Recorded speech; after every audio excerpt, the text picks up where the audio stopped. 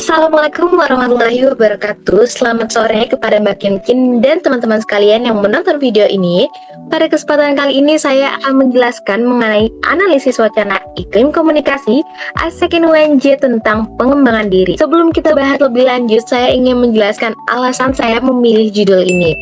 Yaitu saya memilih analisis wacana iklim komunikasi AIESEC UNJ tentang narasi pengembangan diri karena berdasarkan teori Michael Foucault, wacana itu memiliki peran dalam membentuk cara individu memahami suatu realitas. Menurut Foucault, wacana bukan hanya sekedar bahasa atau percakapan, tapi juga merupakan praktik sosial yang dapat menghasilkan pengetahuan dan membentuk cara berpikir seseorang. Ketika suatu narasi terus diproduksi dan disebarkan dalam lingkungan tertentu, narasi tersebut dapat diterima sebagai suatu kebenaran. Nah, dalam AIESEC sendiri, saya melihat bahwa narasi mengenai pengembangan diri, kepemimpinan, growth, dan pengembangan potensi diri terus muncul dalam berbagai aktivitas organisasi seperti training, mentoring, meeting, evaluasi, dan komunikasi sehari-hari. Narasi tersebut disampaikan secara berulang-ulang dan menjadi bagian dari budaya organisasi. Oleh karena itu, saya tertarik untuk melihat bagaimana narasi pengembangan diri dikonstruksi dalam iklim komunikasi organisasi AIESEC UNJ melalui hubungan antara wacana, pengetahuan, dan kekuasaan sebagaimana dijelaskan oleh Michael Foucault. Oke, selanjutnya kita akan membahas kenapa sih AIESEC? Karena AIESEC itu memiliki fokus utama pada pengembangan diri dan kepemimpinan, sehingga sesuai dengan fokus penelitian yang ingin melihat bagaimana narasi tersebut dikonstruksi dalam organisasi. Nah, nilai-nilai tersebut tuh tidak hanya terdapat dalam visi dan misi organisasi, tetapi juga diwujudkan melalui berbagai aktivitas yang dilakukan oleh anggota. Oleh karena itu, AIESEC menjadi tempat yang relevan untuk melihat bagaimana narasi pengembangan diri dibentuk, disebarkan, dan dipertahankan melalui komunikasi organisasi. Dapat kita lihat dalam salah satu sosial medianya, di mana AIESEC itu selalu mensupport anggotanya untuk pengembangan diri melalui hal-hal yang lagi tren gitu, seperti Olivia Rodrigo, kemudian tren-tren yang emang sedang viral gitu ya, disambungkan dengan pengembangan diri untuk anggotanya. Nah, AIESEC sendiri itu juga sering loh membuat poster-poster seperti Have you ever imagined speaking like Najwa Shihab, terus juga educational reform. Ini tuh menjelaskan gitu ya acara-acara yang ada di AIESEC itu tuh mensupport pengembangan diri dari anggotanya. Kita tuh bisa lihat ya dari poster-poster yang AIESEC bikin itu secara konsisten menjadikan leadership development dan self-development sebagai identitas organisasi. Oke, selanjutnya kita akan membahas fokus penelitian. Fokus penelitiannya sendiri, bagaimana sih narasi pengembangan diri dikonstruksi dalam iklim komunikasi organisasi AIESEC UNJ. Nah, berdasarkan latar belakang, fokus penelitian saya itu bagaimana narasi pengembangan diri dikonstruksi dalam iklim komunikasi organisasi AIESEC UNJ. Saya menggunakan kata bagaimana karena saya ingin memahami proses pembentukan makna yang terjadi dalam organisasi. Saya tuh ingin melihat gitu bagaimana narasi pengembangan diri diproduksi, disampaikan, dan dimaknai oleh anggota. Selanjutnya saya akan membahas tujuan dari penelitian ini. Nah, penelitian ini tuh untuk mengetahui bagaimana sih narasi pengembangan diri dikonstruksi dalam iklim organisasi AIESEC UNJ. Selanjutnya kita akan membahas manfaat penelitian. Dan untuk manfaat teoritis yaitu menambah kajian komunikasi organisasi, khususnya analisis wacana Michael Foucault, terkait narasi pengembangan diri. Namun, jika dilihat dari manfaat penelitian secara praktis, penelitian ini diharapkan dapat menjadi bahan refleksi bagi AIESEC dalam memahami bagaimana komunikasi organisasi berperan dalam membentuk pemahaman anggota mengenai pengembangan diri. Penelitian ini menggunakan teori Michael Foucault, yaitu untuk memahami bagaimana suatu wacana diproduksi, disebarkan, dan diterima sebagai kebenaran dalam suatu organisasi. Teori ini dipilih karena Foucault menjelaskan bahwa realitas sosial dibentuk melalui hubungan antara wacana, pengetahuan, dan kekuasaan. Melalui ketiga konsep tersebut, saya dapat melihat bagaimana narasi pengembangan diri dibentuk dan diterima oleh anggota organisasi. Oke, teori Foucault itu ada 3 pilar penting. Yang pertama itu ada wacana. Menurut Foucault, wacana bukan hanya bahasa atau teks, tetapi seperangkat praktik sosial yang membentuk cara individu memahami realitas. Dalam penelitian ini, wacana yang dianalisis adalah narasi pengembangan diri yang terus muncul dalam berbagai aktivitas komunikasi organisasi AIESEC. Yang kedua ada pengetahuan atau knowledge, yaitu menurut Foucault, pengetahuan tidak muncul secara netral, melainkan dibentuk melalui berbagai praktik sosial yang terjadi dalam suatu lingkungan. Yang ketiga ada kekuasaan, di mana Foucault, kekuasaan tidak hanya berasal dari jabatan formal, tapi juga bekerja melalui berbagai praktik komunikasi yang memengaruhi cara berpikir individu. Dalam penelitian ini, kekuasaan dapat terlihat melalui proses mentoring, training, evaluasi, maupun arahan yang diberikan oleh pihak-pihak yang memiliki peran dalam organisasi. Kalau di ESSEC sendiri, pihak-pihak yang memiliki peran itu yang pertama ada LCVP atau Local Vice President, kemudian ada tim leader yang kita wawancara ada di bagian akhir. Selanjutnya kita akan membahas iklim komunikasi organisasi. Nah, iklim komunikasi organisasi itu menggambarkan bagaimana anggota berinteraksi, bertukar informasi, memberikan umpan balik, dan membangun hubungan kerja. Melalui iklim komunikasi tersebut, narasi pengembangan diri dapat disampaikan dan diterima oleh anggota. Nah, apa aja sih dimensi-dimensi yang ada dalam iklim komunikasi organisasi? Yang pertama tuh ada kepercayaan, di mana sejauh mana sih anggota memiliki rasa percaya terhadap sesama anggota maupun dengan pimpinan organisasi. Untuk dimensi yang kedua yaitu ada partisipasi dalam pengambilan keputusan, yaitu sejauh mana anggota diberikan kesempatan untuk menyampaikan pendapat dan terlibat dalam proses pengambilan keputusan. Untuk dimensi ketiga yaitu keterbukaan komunikasi ke bawah, yaitu bagaimana informasi arahan kebijakan disampaikan dari pimpinan ke anggota. Dimensi keempat yaitu keterbukaan komunikasi ke atas, yaitu kesempatan anggota untuk memberikan masukan, kritik, maupun umpan balik kepada pihak yang memiliki jabatan lebih tinggi. Dimensi kelima yaitu perhatian terhadap tujuan organisasi, yaitu bagaimana anggota memahami dan mendukung tujuan yang ingin dicapai organisasi. Dalam penelitian ini, dimensi-dimensi tersebut digunakan untuk melihat bagaimana lingkungan komunikasi di ESSEC menjadi ruang terbukanya narasi pengembangan diri. Dalam penelitian ini, pengembangan diri itu menjadi fokus utama yang dianalisis.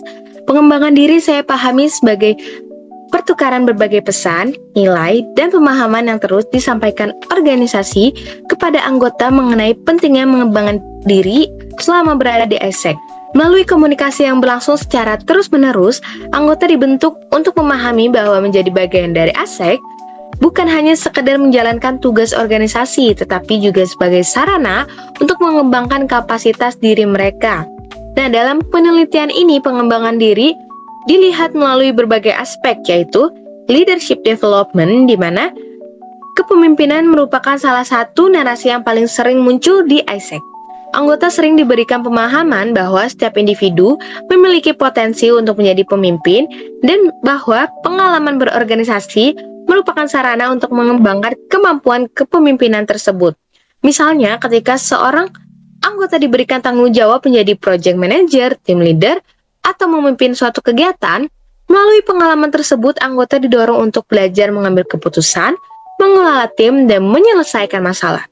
Narasi yang muncul adalah bahwa kepemimpinan bukan hanya tentang memimpin orang lain, tetapi juga tentang memimpin diri sendiri dan menciptakan dampak bagi lingkungan sekitar. Untuk poin yang kedua yaitu ada self-development atau pengembangan diri. Dalam ESSEC, anggota sering diberikan pemahaman bahwa setiap pengalaman organisasi merupakan proses pembelajaran untuk menjadi pribadi yang lebih baik. Contohnya ketika anggota mengikuti mentoring atau evaluasi rutin dengan tim leader maupun LCVP. Dalam proses tersebut, anggota diajak untuk merefleksikan kekuatan, kelemahan, pencapaian, dan target pengembangan dirinya. Melalui proses tersebut, terbentuk pemahaman bahwa setiap anggota memiliki tanggung jawab untuk terus berkembang selama berada di organisasi. Yang ketiga ada eksplorasi potensi diri. ESSEC sering memberikan kesempatan kepada anggota untuk mencoba berbagai peran dan tanggung jawab yang berbeda. Misalnya anggota dapat terlibat dalam bidang marketing, partnership, talent management, project management, maupun event management. Melalui pengalaman tersebut, anggota didorong untuk mengenali minat, kemampuan, dan potensi yang mereka miliki. Narasi yang muncul adalah bahwa organisasi menjadi tempat untuk menemukan dan mengembangkan potensi diri yang mungkin belum disadari sebelumnya. Selanjutnya ada soft skill atau pengembangan soft skill. Dalam berbagai aktivitas organisasi, anggota tidak hanya dituntut menyelesaikan pekerjaan, tetapi juga mengembangkan kemampuan interpersonal. Contohnya, ketika kemampuan public speaking saat presentasi, kemampuan komunikasi saat melakukan partnership dengan pihak eksternal, kemampuan teamwork saat bekerja dalam tim, serta kemampuan problem solving ketika menghadapi berbagai tantangan organisasi. Melalui pengalaman tersebut, anggota memperoleh pemahaman bahwa soft skill merupakan kemampuan penting yang perlu dimiliki untuk mendukung pengembangan diri. Selanjutnya yang terakhir ada pengalaman organisasi. Isaac sering menekankan bahwa pengalaman yang diperoleh selama menjadi anggota merupakan proses pembelajaran yang berharga. Misalnya pengalaman mengelola proyek, berinteraksi dengan berbagai pihak, menghadapi tekanan pekerjaan, maupun bekerja dalam tim yang memiliki latar belakang yang berbeda. Pengalaman-pengalaman tersebut kemudian dipahami sebagai bagian dari proses pengembangan diri dan pembentukan karakter anggota. Jika dikaitkan dengan teori Miko Foucault, berbagai aspek tersebut dapat dipahami sebagai bagian dari wacana pengembangan diri yang terus diproduksi dalam organisasi melalui training, mentoring, evaluasi, meeting, maupun aktivitas organisasi lainnya. Narasi mengenai leadership development, self-development, eksplorasi potensi diri, pengembangan soft skill, dan pengalaman anggota terus disampaikan kepada anggota. Ketika narasi tersebut terus diulang dan diperkuat, anggota tersebut membangun pengetahuan bahwa pengembangan diri merupakan sesuatu hal yang penting dan harus dicapai. Inilah yang kemudian saya analisis menggunakan konsep wacana pengetahuan dan kekuasaan dari Miko Foucault. Untuk kerangka penelitian kami, yaitu pertama kita memilih Isaac Nwanje, di mana Isaac Nwanje itu dalam sosial medianya terus mendorong anggotanya untuk melakukan self-development, baik dari sosial media maupun kegiatan-kegiatan yang berada di dalam organisasi tersebut. Kemudian kita menganalisis dari iklim komunikasi organisasi, di mana kekuasaan itu penting dalam suatu organisasi dan bagaimana sih anggota itu memahami omongan dari ketuanya gitu. Kemudian ada narasi pengembangan diri, kayak seberapa termotivasinya sih anggota tersebut untuk melakukan pengembangan diri ketika berada dalam suatu organisasi. Kemudian kita menggunakan analisis wacana Miko Foucault, di mana ada wacana, pengetahuan, dan juga kekuasaan penting dalam suatu organisasi. Kemudian yang terakhir ada pemaknaan anggota terhadap pengembangan diri. Penelitian ini menggunakan paradigma kritis.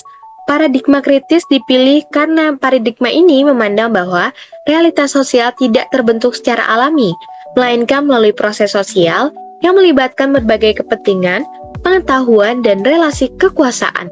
Berbeda dengan paradigma positivistik yang berusaha mencari fakta objektif, paradigma kritis berusaha memahami bagaimana suatu realitas dibentuk dan dipertahankan dalam kehidupan sosial. Paradigma ini sesuai dengan penelitian saya karena saya ingin melihat bagaimana narasi pengembangan diri dibentuk dalam organisasi.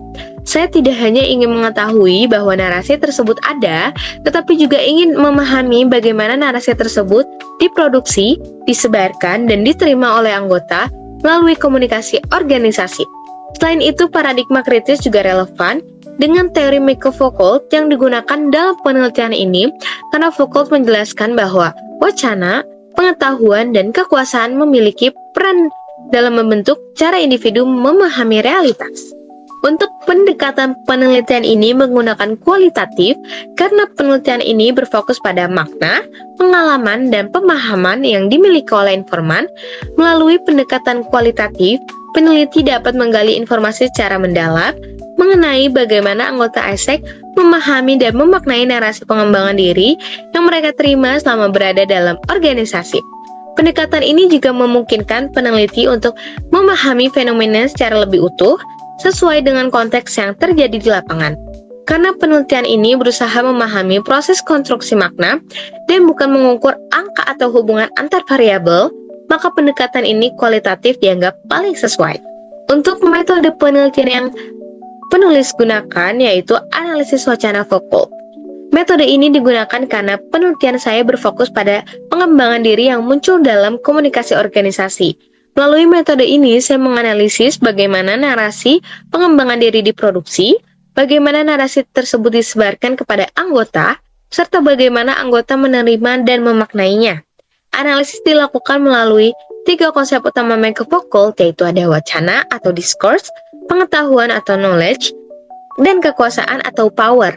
Dengan menggunakan metode ini, saya dapat memahami bahwa komunikasi organisasi berperan dalam membentuk pemahaman diri anggota mengenai pengembangan diri.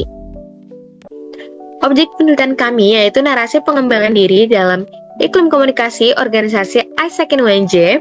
Untuk subjek penelitian kami yaitu LCVP ataupun team leader yang memiliki pengalaman dalam menjalankan aktivitas organisasi dan terlibat dalam proses komunikasi organisasi. Subjek dipilih karena dianggap mampu memberikan informasi yang relevan terkait bagaimana narasi pengembangan diri dibentuk dan dipahami dalam organisasi.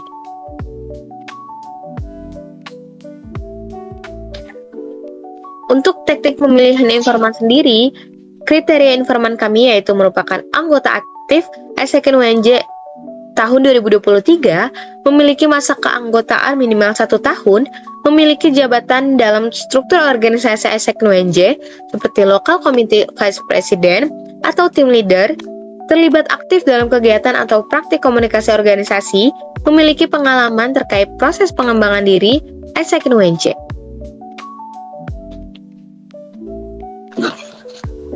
Untuk teknik pengumpulan datanya sendiri, penelitian ini menggunakan 3 teknik, yaitu untuk teknik pengumpulan data, kami menggunakan 3 tahap. Yang pertama ada wawancara mendalam. Wawancara mendalam digunakan sebagai teknik utama dalam pengumpulan data. Teknik ini dipilih karena penelitian ini berusaha memahami pengalaman dan pemaknaan informan secara mendalam. Melalui wawancara, peneliti dapat menggali bagaimana informan memahami narasi pengembangan diri, bagaimana mereka menerima pesan-pesan organisasi, serta bagaimana pengalaman mereka selama berada di ISEC. Jenis wawancara yang digunakan adalah wawancara semi-struktur, di mana peneliti memiliki pedoman wawancara yang telah disusun sebelumnya, namun tetap memberikan ruang bagi informan untuk menjelaskan pengalaman dan pandangannya lebih luas. Cara yang kedua yaitu observasi non partisipan, di mana dilakukan secara mengamati aktivitas yang berlangsung tanpa terlibat langsung dalam kegiatan tersebut. Melalui observasi, peneliti dapat melihat bagaimana praktik komunikasi organisasi berlangsung, bagaimana interaksi antar anggota terjadi, serta bagaimana narasi pengembangan diri muncul dalam aktivitas organisasi. Dokumentasi yang digunakan yaitu media sosial organisasi, serta dokumen lain yang berkaitan dengan pengembangan diri. Data dokumentasi yang digunakan untuk memperkuat dan melengkapi data yang diperoleh melalui wawancara dan observasi. Baik, selanjutnya ada struktur organisasi. Nah, jadi struktur organisasi itu kita ngambilnya dari apa? Jadi struktur organisasinya ini kita tuh ditentuin berdasarkan hierarki kepengurusan ISEC. Nah, apa sih hierarki kepengurusan ISEC itu? Nah, itu tuh terdiri dari Local Community President atau LCP, lalu Local Community Vice President atau LCVP, Team Leader atau TL, dan Member atau Staff. Nah, kenapa struktur ini dipilih? Nah, karena ini tuh nunjukin kalau misalkan alur komunikasi dan distribusi wewenang dalam organisasi gitu. Nah, terus setiap posisi juga memiliki peran dalam membentuk dan menyebarkan narasi pengembangan diri seperti itu. Lalu ada praktik komunikasi organisasi. Nah, jadi praktik komunikasi itu diidentifikasi melalui observasi dan wawancara informan yang meliputi ada induction, yaitu pengenalan anggota baru terhadap nilai dan budaya organisasi. Lalu ada team meeting, yaitu sarana koordinasi, evaluasi, dan penyampaian informasi. Lalu ada one-on-one meeting atau O2O, itu pendampingan personal antara leader dan anggota. Selanjutnya ada komunikasi digital, yaitu melalui WhatsApp, Instagram, dan platform internal organisasi. Nah, temuan utama dari ini itu adalah praktik komunikasinya itu menjadi media utama untuk penyebaran narasi pengembangan diri dalam organisasi seperti itu. Lalu selanjutnya ada deskripsi informan penelitian. Jadi di sini yang kita ambil itu informan dipilih menggunakan purposive sampling yang sudah dijelaskan sebelumnya dengan Kayla. Lalu kriterianya kita ngambil dari anggota aktif minimal 1 tahun, terlibat aktif dalam komunikasi organisasi. Selanjutnya ada komposisi informannya, yaitu ada 2 LCVP, 4 tim leader, dan 4 member. Nah, kenapa sih kita memilih pemilihan ini gitu? Karena agar memperoleh perspektif dari berbagai level jabatan dalam organisasi seperti itu. Oke, selanjutnya kita di bagian temuan penelitian. Jadi pertama kita membahas temuan penelitian dari wacana pengembangan diri dalam ISEC dulu ya. Jadi temuan yang kita temukan adalah pengembangan diri itu dikaitkan dengan challenge dan keluar dari comfort zone. Terus ISEC juga diposisikan sebagai ruang eksplorasi diri dan pengembangan diri diarahkan pada pembentukan kepemimpinan. Nah, kutipan kuncinya itu adalah if it's not challenging then it's not ISEC. Seperti itu. Oke, selanjutnya kita akan membahas temuan kita terkait relasi kekuasaan dalam pembentukan pengembangan diri. Nah, temuannya itu adalah leader memiliki peran penting dalam membentuk pemahaman anggota, lalu proses mentoring dan evaluasi menjadi sarana pengaruh. Lalu ada terdapat standar perilaku tertentu yang dianggap sebagai bentuk berkembang. Seperti itu. Selanjutnya, di sini temuan penelitian kita terkait produksi pengetahuan tentang pengembangan diri. Temuannya adalah pengetahuan itu diperoleh melalui learning by doing. Lalu disampaikan melalui media sosial, grup komunikasi, dan kegiatan organisasi. Dan tidak hanya berasal dari leader, tapi juga sesama anggota. Seperti itu. Nah, selanjutnya temuan kami terkait refleksi individu terhadap pengembangan diri. Nah, temuannya itu adalah anggota mengalami peningkatan kepercayaan diri dan kemampuan komunikasi, lalu pengembangan diri dipahami sebagai proses individual sekaligus kolektif. Selanjutnya terdapat interpretasi kritis terhadap konsep pengembangan diri, seperti itu. Oke. Selanjutnya ada analisis wacana pengembangan diri atau perspektif Foucault. Jadi di sini ada analisis level tekstualnya. Jadi kita itu gimana sih cara nganalisisnya gitu ya. Jadi kita tuh mengidentifikasi dulu untuk yang analisis level tekstual, kita itu mengidentifikasi kata dan istilah dominan dalam organisasi. Nah, dari Isaac sendiri kata yang paling sering muncul itu adalah challenge, comfort zone, dan leadership. Nah, maknanya itu tuh bahasa yang digunakan untuk membentuk definisi tentang berkembang seperti itu. Oke, selanjutnya ada dari praktif diskursif. Jadi wacana itu diproduksi melalui yang sudah dijelaskan tadi, induction, mentoring, team meeting, project, dan media digital. Nah, di sini itu narasi pengembangan diri itu ternyata diketahui kalau misalkan ini tuh direproduksi secara terus-menerus seperti itu. Nah, selanjutnya ada pembentukan posisi subjek. Jadi anggota ini kita ditemukan kalau misalkan anggota ini emang diposisikan sebagai future leader, agent of change, dan juga global citizen. Nah, terus ada efek wacana terhadap anggota temuan positif. Jadi untuk temuan positifnya itu ada peningkatan percaya diri, terus menambah relasi dan pengalaman. Nah, untuk temuan kritisnya yaitu menimbulkan tekanan sosial untuk memenuhi standar organisasi seperti itu. Oke, selanjutnya lanjut kesimpulan. Jadi kita ada kesimpulannya yaitu narasi pengembangan diri dalam ISEC itu dibangun melalui praktik komunikasi organisasi yang berlangsung secara formal maupun informal. Nah, leader memiliki peran dominan dalam memproduksi dan menyebarkan wacana pengembangan diri. Wacana pengembangan diri juga berfungsi sebagai sarana pemberdayaan anggota, mekanisme pengaturan perilaku anggota. Nah, anggota tidak sepenuhnya pasif tetapi juga melakukan interpretasi dan negosiasi terhadap makna pengembangan diri. Lalu untuk saran, ada saran teoretis, yaitu penelitian selanjutnya dapat menggunakan pendekatan wacana kritis lain seperti Verklo atau Vendish. Nah, lalu dapat membandingkan organisasi kepemudaan lainnya. Lalu untuk saran praktis, ISEC perlu menjaga keseimbangan antara motivasi pengembangan diri dan tekanan performa anggota. Meningkatkan ruang dialog agar anggota dapat memaknai pengembangan diri secara lebih personal. Baik, sekian dari kami. Wassalamualaikum warahmatullahi wabarakatuh. Halo, selamat malam Kak Gina. Malam. Oke, sebelumnya boleh perkenalkan nama, lalu jabatan di ISEC, dan berapa lama menjabat di ISEC. Oke, selamat malam Makiko dan juga Kaila. Namaku Gina Mutmaina Zain dan role terakhir aku di ISEC itu sebagai local head of global outgoing global exchange dan aku di ISEC itu selama 2 tahun. Itu. Oke, mungkin boleh Oke, langsung ke pertanyaan ya. ya, oke. Berarti langsung aja ke pertanyaannya. Pernah nggak sih Kak Gina tuh merasa kayak harus jadi versi tertentu gitu biar dianggap kayak berkembang gitu di Aisyah? Nah, kalau dari aku sendiri jujur pernah dan kayak mungkin hampir semua teman aku di ISEC itu pernah mengalami hal tersebut kayak gitu. Jadi kayak di awal aku ngerasa emang nggak ada standar tertulis yang orang tuh kalau berkembang tuh harus seperti apa gitu. Kayak memang misalnya harus misalkan seperti aktif di meeting atau misalkan aktif di apa di grup atau lain sebagainya gitu. Tapi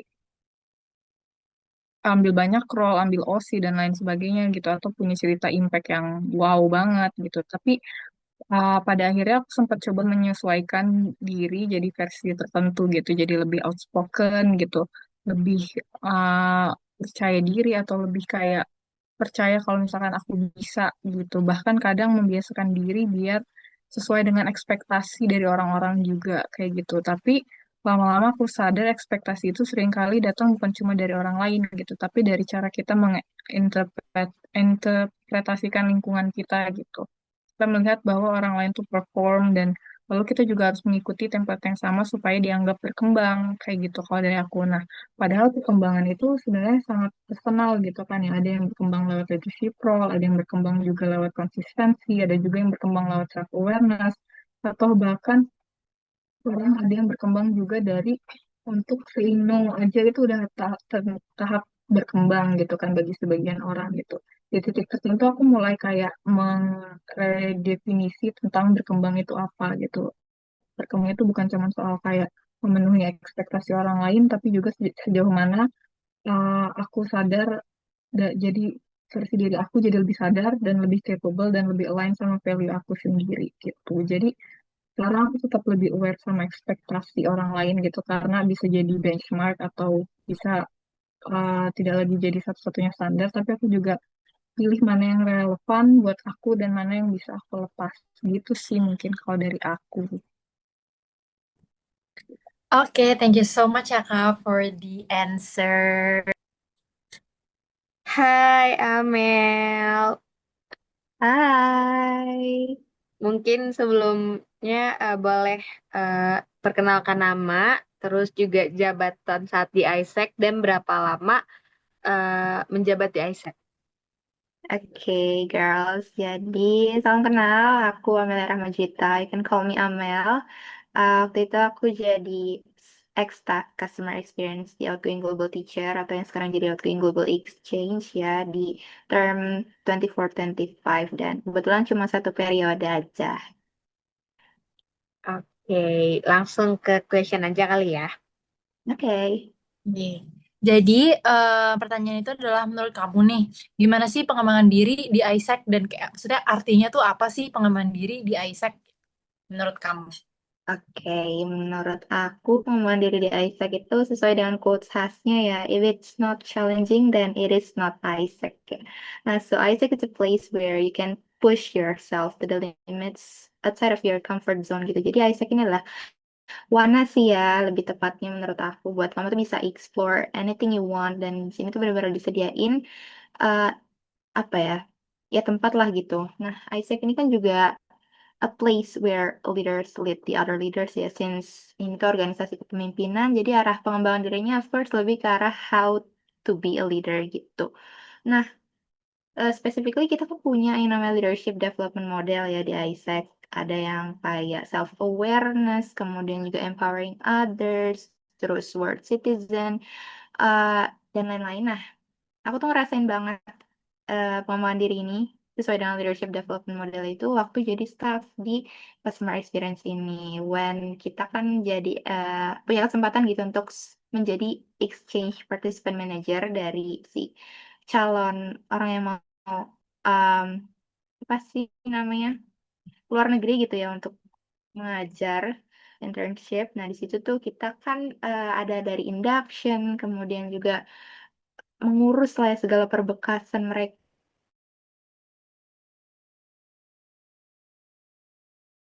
tentang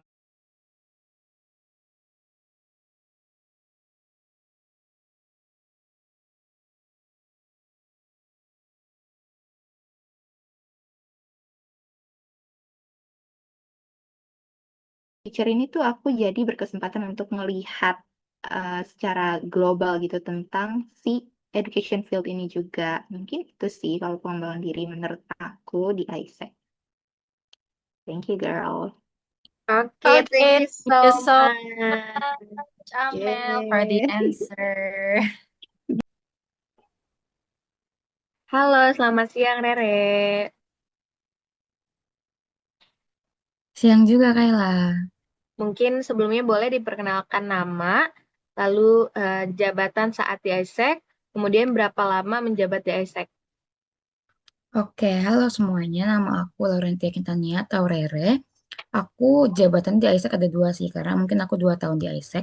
Jadi yang pertama itu jadi outreach di divisi IR, terus tahun kedua jadi tim leadernya of outreach juga. Oke. Nah, selama 2 tahun di ISEC itu, hal apa sih yang paling sering dibahas terkait pengembangan diri? Kalau dari POV aku yang paling sering dibahas itu soal gimana kita itu mau gitu kayak kemauan yang gede gitu untuk memulai pengembangan diri karena dasar itu dari kita duluan yang memang harus punya kemauan untuk berkembang kayak gitu sih. Jadi kayak inner self-nya dulu. Oke. Nah, kalau di ISEC sendiri ada nggak sih istilah atau kata-kata khas yang sering dipakai? Ada banget. Jadi kalau kita itu untuk nyapa satu sama lain atau kita sebutnya Isaac, kita bakal ngomong Hoi Isaac.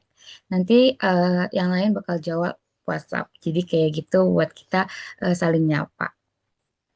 Oke. Oke, thank you so much, Rere. Mungkin selanjutnya kasih dokumentasi ya, habis itu udah. Halo, selamat siang, Maya. Siang, Kayla. Siang, Mora. Mungkin boleh perkenalkan dari nama, jabatan kamu di ISEC, dan berapa lama kamu menjabat di ISEC. Oke, perkenalkan nama aku Maya. Aku sebagai VP atau Vice President of Talent Management di ISEC di tahun kedua dan di tahun pertamanya itu aku jadi staff di Talent Intelligence. Jadi totalnya di ISEC aku ada 2 tahun. Oke, nah selama 2 tahun itu, siapa sih yang paling kamu percaya soal pengembangan diri?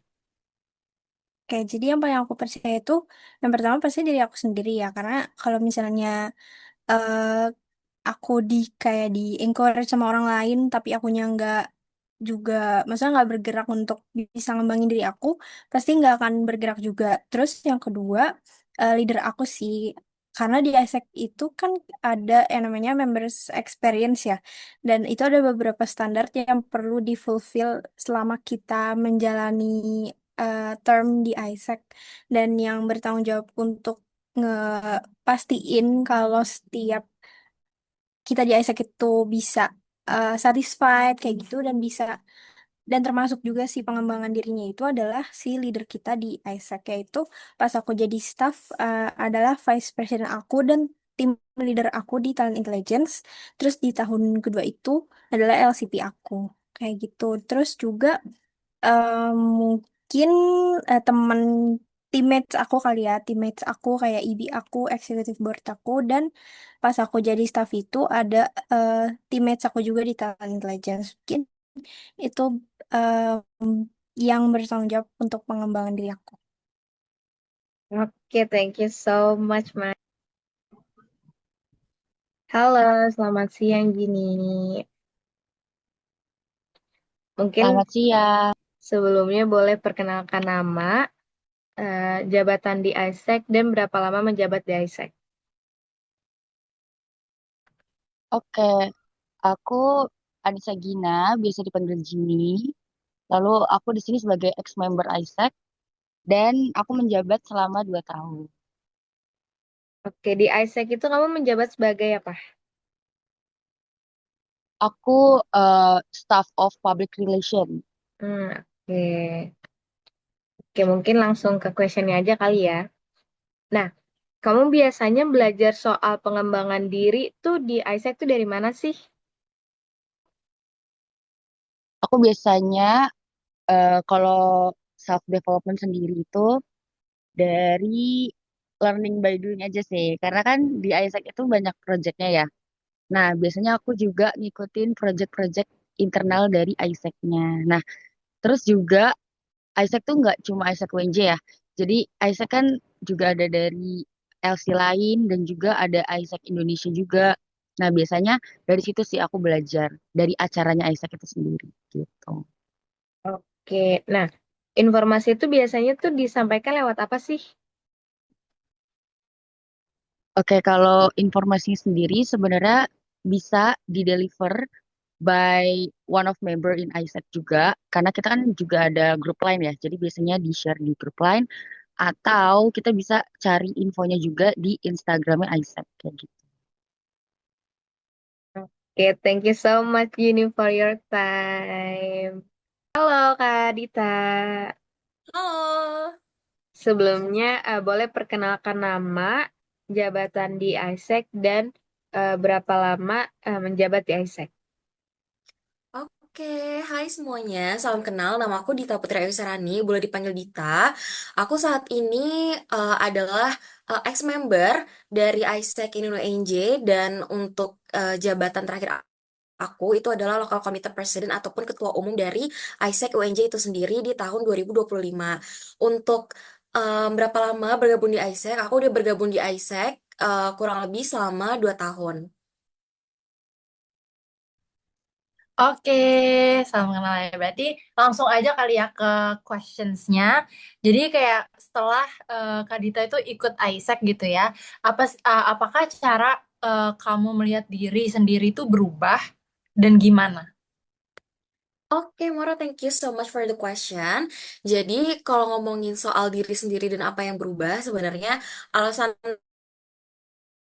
pertama banget aku kenapa pengen join ISEC itu adalah pertama, aku adalah anak yang introvert, tertutup, dan agak sulit untuk bicara sama orang gitu. Ditambah, aku belum pernah ikut organisasi sebelumnya, dan ISEC ini adalah organisasi pertamaku.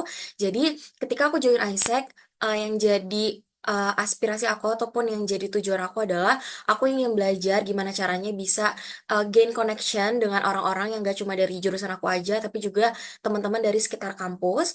Dan juga aku ingin belajar soal apa itu yang namanya leadership gitu, karena balik lagi aku belum pernah ada pengalaman organisasi sebelumnya dan aku juga belum pernah menjadi ketua umum apalagi gitu ya. Dan di ISEC ini aku punya kesempatan itu, di mana aku punya kesempatan juga untuk yang tadinya aku pemalu, tadinya aku introvert, dan mungkin aku cuma have a little group of friends, tapi di ISEC aku bisa kenal banyak orang, bahkan dari luar ISEC UNJ sekalipun gitu, sampai teman-teman dari ISEC Indonesia. Dan juga aku yang sebelumnya nggak pernah ada di organisasi sebelumnya, bisa punya kesempatan untuk belajar apa itu leadership bareng sama role aku yang ada di ISEC. Oke, thank you so much ya untuk jawabannya. Halo, selamat siang Naura. Halo, siang Kayla. Mungkin sebelumnya boleh Halo. diperkenalkan nama, lalu jabatan di ISEC dan berapa lama menjabat di ISEC. Oke, sebelumnya nama aku Naura Yasmin Zahra ini. Biasanya kalau di Isaac aku dipanggilnya Nayas karena ada banyak Naura di Isaac. Terus di Isaac ini sendiri tuh aku ngambil 2 term. Jadi yang di tahun pertama itu aku role-nya itu di bagian sales sales eksekutif TL-nya BD. Jadi aku di tahun pertama itu aku di function business development. Aku jadi TL of Sales Eksekutif. Di situ aku membawahi tiga anak. Nah, di tahun kedua itu aku cross function ke marketing dan aku jadi manager board di brand manager. Jadi di tahun kedua ini aku udah sendiri. Jadi aku di positionnya itu bukan team leader tapi aku di position manager boardnya. Gitu. Oke, mungkin aku langsung lanjut aja kali ya. Hmm, siapa sih yang paling kamu percaya soal pengembangan diri di ISEC? Oke, ini tuh di tahun pertama atau di tahun kedua atau dua-duanya? Boleh mungkin dua-duanya. Oke, siapa yang paling aku percaya untuk pengembangan diri di Isaac? Kalau di tahun pertama, mungkin karena aku waktu itu masih maba ya, jadi kayak kebetulan tim member aku ini tuh ada yang udah cutting aku gitu, jadi kayak udah lebih banyak pengalamannya daripada aku. Jadi waktu itu malah aku lebih banyak belajar tentang self development itu dari tim member aku ini, kayak mereka tuh lebih ngasih tahu kalau misalkan nah, kayaknya better ini deh. Nah, kayaknya kalau misalkan kita mau sales meet atau kita pengen nge-conduct proposal, betternya kalau misalkan kita pakai ROI yang kayak gini-gini-gini gitu. Jadi aku lebih banyak nge-absorb knowledge itu dari tim member aku karena dia itu jauh lebih berpengalaman di bagian business development gitu, B2B things lah ya waktu itu. Jadi dibandingkan TL, kayaknya aku tuh lebih banyak nge-absorb knowledge dari tim member waktu di tahun pertama. Nah, di tahun kedua, karena aku cross function dan menurut aku lebih complicated gitu ya dibandingkan BD kan kalau BD tuh circle-nya hanya proposal, ROI, sales meet dan lain sebagainya yang kayak ya udah B2B atau B2C aja kan. Tapi kalau di marketing itu tuh kayak way more bigger gitu loh. Jadi kalau di aku ngerasanya kalau misalnya di marketing tuh lebih banyak nyenggol stakeholders kayak eksternal terus ke organisasi-organisasi lain gitu. Jadi apalagi aku yang memegang si brand guideline buku-buku apa namanya Blue Book Isaac gitu ya, brand guideline yang Isaac punya gitu. Jadi aku lebih ngerasa lebih complicated marketing dan pada saat aku cross function itu lebih banyak yang harus aku ngerti dan tidak ada yang bisa aku tanyain gitu karena aku nggak punya tim member. Jadi kalau di tahun kedua aku lebih banyak belajar tentang pengembangan diri ini tuh dari tim leader aku, LCVP aku. Jadi waktu di waktu jadi brand manager ini LCVP aku tuh bener-bener yang nge-encourage aku, bener-bener kayak nurture aku kalau misalkan ada yang pengen ditanyain tentang marketingnya itu sendiri atau tentang yang kayak gimana caranya aku apa ya menempatkan diri di Isaac as brand manager ya itu bener-bener di rangkul banget gitu sama tim member aku tim leader aku jadi kalau di tahun kedua ini malah justru tim leader aku ini sangat-sangat mothering sih maksudnya kayak merangkul ya merangkul jadi banyak pertanyaan yang ada di kepala aku yang aku tanyain ke dia dan dia dengan senang hati menjawab gitu karena dia juga udah 2 periode di marketing kan jadi lebih banyak pengetahuan gitu sih paling. Oke, thank you so much Naura for your time. Halo, selamat siang Naura. Selamat siang, Kaila. Halo. Oke, mungkin sebelumnya boleh perkenalkan nama, jabatan di Isaac, dan berapa lama menjabat di Isaac. Oke, kenalin, aku Naura Risa Damayanti, biasa dipanggil Naura. Di ISEC, aku jabatannya sebagai Local Committee Vice President atau LCVP dari Talent Management, dan aku selama 1 tahun kurang lebih menjabat di ISEC. Oke, mungkin langsung aja ke questionnya kali ya. Ada nggak hal yang kamu setuju atau nggak setuju soal konsep pengembangan diri di Isaac?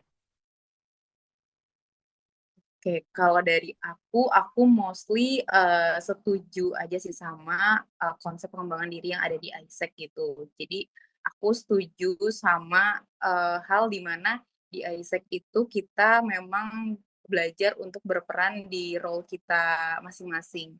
Di mana di sana ada member, ada team leader, ada vice president dan bahkan presiden. Jadi sebagai orang yang ada di role itu kita coba untuk take challenge, misalnya kita sebagai vice president, kita ada tim leader dan ada tim-tim kecil lagi di bawahnya, itu kita coba untuk berkembangnya bukan buat diri sendiri aja, tapi juga kita belajar gimana cara untuk bersinergi sama orang lain gitu. Dan konsep kalau misalnya nggak menantang itu bukan Isaac itu menurut aku oke juga gitu. Jadi itu kayak ngedare kita untuk coba ambil challenge yang ada di Isaac ini apapun yang kita hadapi, kita coba untuk push our limit dan kita bisa berkembang gitu di sana. Dan mungkin kalau misalnya nggak setujunya ya akan beda gitu ya praktiknya, akan beda situasi di tiap orang ataupun di cabang ISEC. Jadi kalau misalnya ada mungkin suatu tim atau orang lain yang agak away atau gimana, itu bisa aja menghambat yang lainnya gitu untuk memaksimalkan peran dia. Itu sih paling kayak. Halo, selamat malam Kak Danis. Halo, malam Kaila, Mora. Sebelumnya boleh perkenalkan nama, terus jabatan di ISEC dan lama jabatan saat di ISEC. Oke, halo teman-teman. Nama aku Triworo Daniswari. Sebagai kalau di ISEC aku last role itu jadi Vice President of External Relation tahun 2024-2025.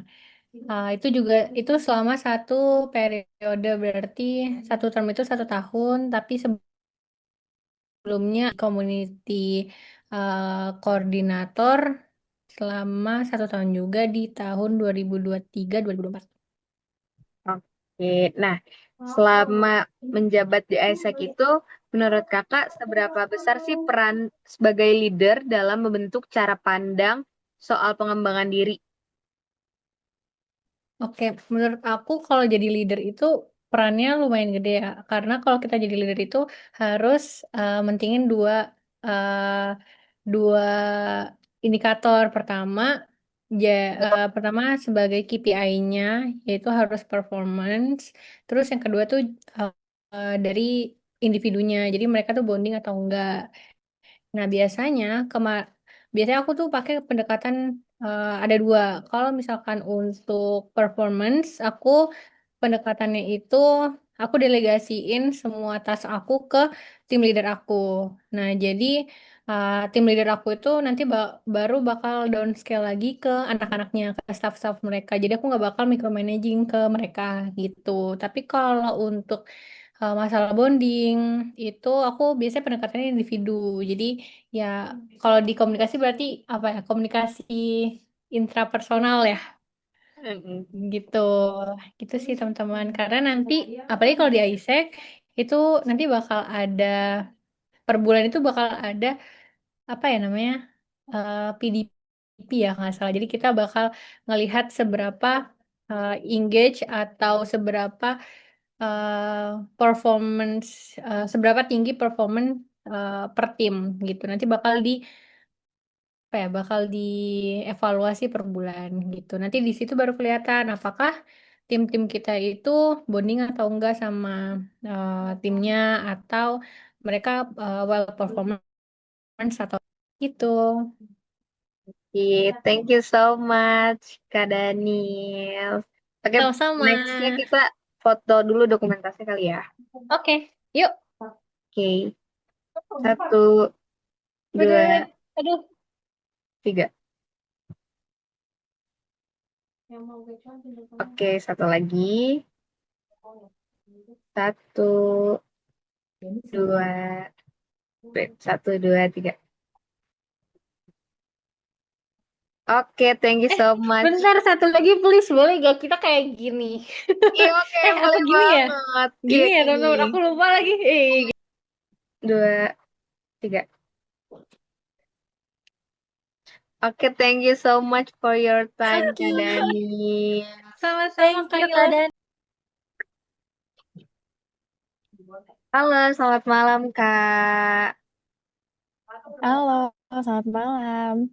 Ya, mungkin boleh perkenalan nama dan masuk ISEC itu di tahun berapa, role di ISEC itu sebagai apa, dan lama di ISEC itu berapa lama? Oke, sebelumnya perkenalkan aku Melvi Yani Fitris, dipanggilnya Melvi. Aku masuk ISEC itu tahun 2024 Februari. Di sana tuh sebagai brand manager, team leader of social media. Terus sempat jadi OC Markom join ISEC. Lalu lama di ISEC itu kurang lebih 1 tahun. Dari 1 Februari 2024 sampai 1 Februari 2025. Gitu. Oke, nah selama kakak setahun di Isaac itu biasanya kakak tuh dapat insight soal pengembangan diri itu dari mana aja sih Kak? Misalnya kayak kegiatan, orang, atau pengalaman tertentu di Isaac. Oke, oke. Kalau dari diri aku sendiri, yang paling dapat insight soal pengembangan diri tuh dari offline activities pastinya. Apalagi kalau misalnya lagi ada sharing session gitu, atau mungkin bahkan ngobrol sama orang, mungkin sama tim atau sama leader, itu pasti banyak insight yang bisa didapetin itu. Karena menurut aku itu cukup impactful karena kalau misalnya kita ngobrol, apalagi kalau misalnya kita ikut offline activities, itu kita bisa lihat bigger picture dan impact ke diri kita di masa depan dan gimana kita bisa projection maybe tahun depan, 3 tahun ke depan, atau 5 tahun ke depan. Mungkin itu. Oke, thank you. Kita boleh next ke pertanyaan berikutnya ya Kak. Oke, Oke. nah jadi biasanya itu kakak informasinya atau pembelajaran itu gitu ya disampaikan tuh lewat apa sih? Misalnya kayak lewat training atau lewat sharing session atau gimana nih Kak? Oke, seperti yang aku mention sebelumnya, menurut aku yang paling impactful itu adalah ketika sharing session. Nah, sharing session-nya itu lebih spesifik lagi adalah ketika offline activities. Pernah waktu itu beberapa kali di Isaac itu ada, misalkan kita ada apa ya sebutannya kalau di Isaac, rapat yang offline gitu loh, yang kita tuh harus pakai blazer gitu loh. Nah, itu biasanya tuh kayak ngundang mungkin presiden dari LC lain atau mungkin dari Isaac Indo gitu. Karena menurut aku the most impactful reason ketika kita dengar langsung dari ketika kita bisa dengar langsung real story dari orang lain yang bikin kita tuh ke-trigger in positive way ya.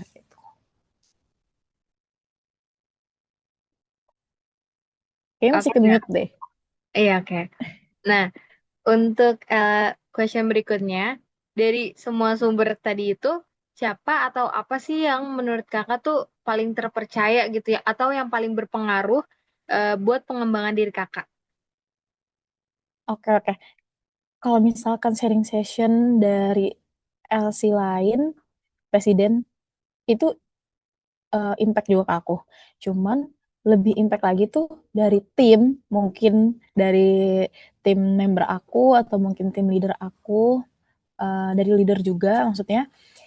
Jadi tuh orang-orang yang sekitar kita selama 1 tahun tersebut. Karena setiap pembicaraan atau obrolan atau seperti yang orang banyak bilang, diri kita di masa depan itu terbentuk dari siapa yang kita temui di masa sekarang gitu loh. Siapa yang kita ajak ngobrol, kerja bareng, dan di mana lingkungan kita bertumbuh. Jadi menurut aku orang yang paling penting adalah orang yang sehari-hari ngobrol sama kita gitu. Entah itu tim leader, tim member, atau mungkin teman-teman di LC gitu. Oke, thank you so much for your time, Kak. Mungkin untuk berikutnya kita sesi dokumentasi ya. Oke. Oke, boleh aku Wait, SS ya. Udah, ready? 1, ready? 2, 3. Oke, wait. Lagi. 1, 2, 3.